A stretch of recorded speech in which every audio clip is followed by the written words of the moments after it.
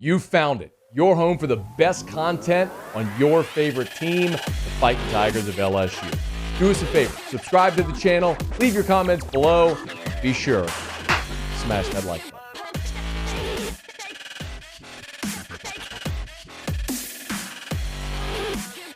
Oh, when Brian Kelly met with the media on Monday, he was asked about the offensive line. This is 16 Muse, if you would. He was asked if he found his 5 starters, considering they had a little bit of a shuffle from week 1 to week 2. Here's what he said.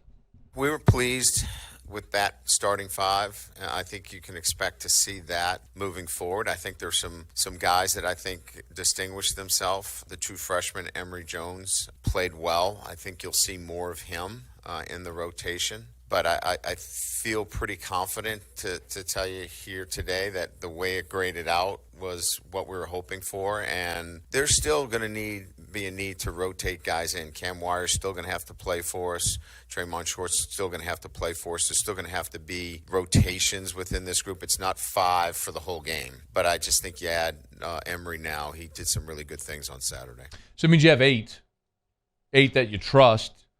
Left to right, Campbell, Dellinger, Turner, Bradford, Frazier. You heard specifically Brian Kelly mention Emory Jones, and then Wire and Shorts going to have to play. So that's 8. That's 8 linemen that you like. 2 of them are true freshmen. 2 of them are transfers.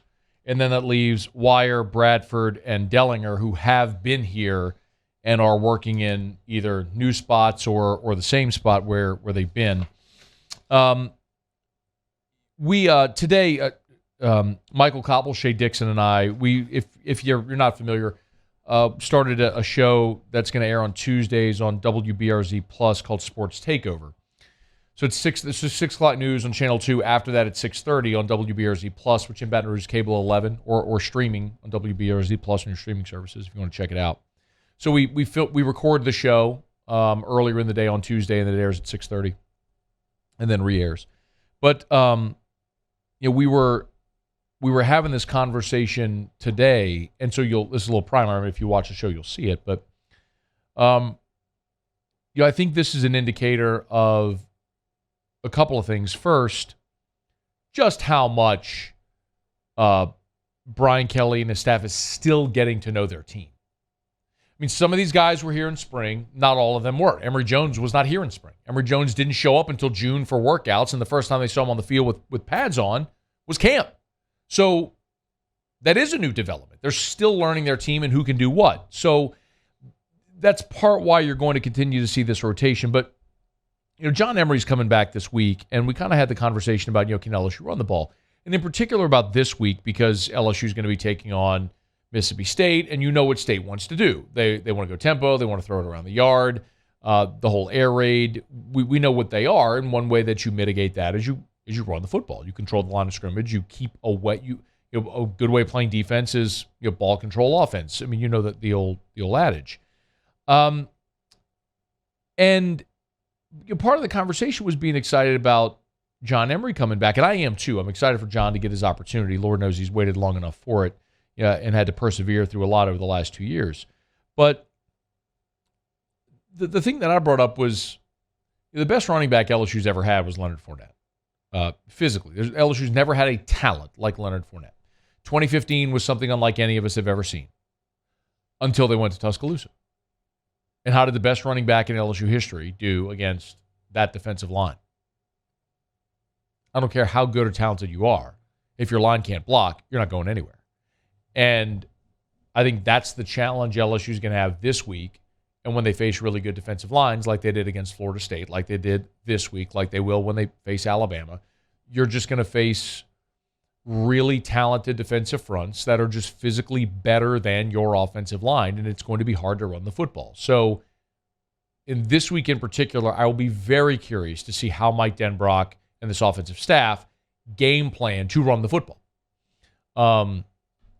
Because it's not going to be line up out of the shotgun, with an offset eye or the pistol and just hand it to John Emery and let him run, in the B gap. It's just not going to work this week or any week because LSU, as we've seen, is just not good enough there yet to be able to win those trench battles against teams that are physically dominant. And Mississippi State Their defensive front is that. I mean, that's one of the things we talked about. Brian Kelly talked about as well when he was talking about Mississippi State, where he was talking about State's defensive front being so good. He even, it was Cole Kublik yesterday was talking about how dirty they are. Not dirty in a negative way, but mean willing to do the dirty work. I mean, that's a strength of that group going against a weakness or unknown of LSU's makes that really, really challenging this week. So they're still shuffling there on the offensive line. I do like Emory Jones. I am very, very optimistic. I am very optimistic about the future of LSU's offensive line. Starting with true freshmen like Will Campbell and Emory Jones, who are physically already ready to contribute. And Garrett Dellinger, who's a sophomore, you've got a young core of offensive linemen that will grow up together and become a defensive, a dominant unit. And then on top of that, when you look at how Brian Kelly is recruiting that position already, especially given his reputation, right? Brian Kelly's reputation, we've talked about it since the day he was hired. The two positions that he recruited and developed better than any at Notre Dame: offensive line, tight end. Those are the two spots. He's had 8 tight ends drafted. It'll be 9 this year when Michael Mayer is drafted, and 9 offensive linemen drafted. That's not even counting the undrafted guys that made rosters. It's just draft picks. So look at how they're building. I mean, in 22, you signed Campbell and Emory Jones, who are both already ready. And yes, you got Fitzgerald West as well, and you got Bordelon, guys that are project guys that are going to physically grow and develop and maybe become contributors at some point. And then you look at what they've already got for 2023 committed. You've already got Zalance Hurd, who's one of the best players in the state of Louisiana for this upcoming recruiting class. Hurd is, he's 6'5", 300 pounds out of Neville. I mean, he's the third highest rated prospect in the class in the composite. He's number 54 overall nationally. So you add Hurd to this class, and then you've added a couple of other guys with Tyree Adams and Paul Mubengo. So you've got 3 offensive linemen already committed, including one dominant one. Then I'm not sure if you saw this, but our buddy Shea Dixon, who I mentioned, who's on a Sports Takeover with me and Cobble. Shea at on 3, Bengal Tiger on 3, has crystal balled LSU to land Kyle Richardson. Kyle Richardson is a 6'5", 300-pounder out of Georgia. And I'm sorry. Forgive me. I'm sorry. I was reading the wrong name. DJ Chester. My apologies. I was reading the wrong name. I think this story was by Kyle Richardson. Anyway, DJ Chester is a 4-star, 6'5", 300-pound offensive lineman out of Georgia. And Shea has crystal balled DJ Chester to LSU. So you'd be talking about another highly ranked 4-star prospect on the offensive line to sign with LSU if they're able to get him. Now, I mean, that's Shea's obviously opinion, but Shea's as good as anybody in this business when it comes to these types of things. So, you look at, he was connected as anybody. So DJ Chester, when I look at his profile, 6'5", 300 pounds. He's number 51 nationally. I just mentioned that Zalance Hurd is number 54 nationally. So you're talking about that's in 247. Composite has him at 118. But you're talking about a couple of highly ranked offensive line prospects a year after signing Campbell and Emory Jones. And now you're building not just numbers on the offensive line, but like really talented, highly ranked prospects. And this is how he did it at Notre Dame with a lot of dudes from the Midwest. He's recruiting a different part of the country now, but he's still getting really highly rated offensive linemen to jump aboard. And look, I would extend that to tight end as well. Your numbers at tight end took a hit because, look, you had Eric Gilbert and he transferred. You had Jake Johnson committed and he flipped. So you were left with Cole Taylor and a converted high school quarterback, walk-on tight end, and then Nick Storrs, a retired baseball player. You add Mason Taylor, who's been a very pleasant surprise. You've already got Mac Markway committed for 2023. He's the number 10 tight end in the country. He's a top 200 player. And then you've already got Tavion Galloway committed for 2024. He's the number 5 tight end in the country.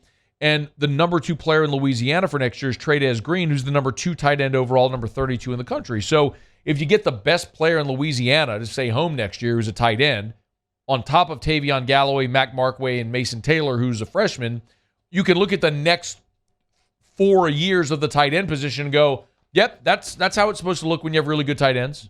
So it's coming. It's why I know no fan wants to hear this. No booster wants to hear. No coach, no player wants to hear this. Nobody wants to hear you're building for the future. Give it time. Be patient. Nobody wants to hear that. But when you see those types of things materially, the way that they're building up recruiting, the way that they're rebuilding the roster, supplementing with the transfer portal, spots where they're weak and getting better, you can understand why you can say, okay, this is a little bit rocky, but imagine in 2024 when Will Campbell and Emory Jones are juniors, if Garrett Dellinger's still around as a senior, that's the core of your offensive line with guys like Zalance Hurd, these dudes who are going to be coming up as sophomore, second, third year guys. You're looking at a really dominant group up front and a bunch of freak show tight ends and Walker Howard as your quarterback. I mean, you understand, like, you can look ahead and say, oh, okay, I get it. Yeah, that's going to be really tough for a lot of teams to deal with. You just got to be patient to get there. And I know it's not an easy thing to do. I get it. But there's so much reason to be excited about the future. I'm not saying you punt this season. I'm not saying you don't try to win. Of course, they're trying to win. It's why they went out and added 15 transfers to have a roster that can be competitive. But I think you also have to have the 100,000-foot view of the entire landscape to say, oh, I can see the roadmap for where they're going. And there is sunny skies and crystal blue water once you get through this rainstorm. So some more good news, it looks like, coming LSU's way. Hey, thanks so much for watching. Please leave your comments. I love to interact. And be sure to hit the red subscribe button below.